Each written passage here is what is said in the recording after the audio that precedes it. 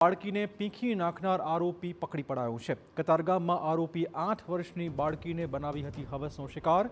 Construction site પર કામ કરતા મજૂરે માસૂમને પીંખી હતી।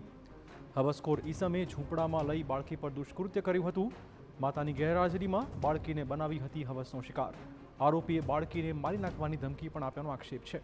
પોલીસે નરાધમને પકડી પાડ્યો છે અને આગળની કાર્યવાહી શરૂ કરાઈ છે।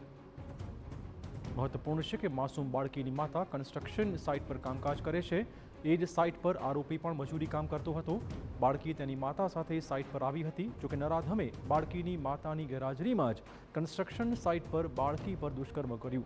गभरायेली बाळकीए माताने जाण करता समग्र हकीकत सामे आवी हती। आरोपीने 2 दीकरीओ होवा छतां हैवानियतभर्युं काम करता चकचार मची छे।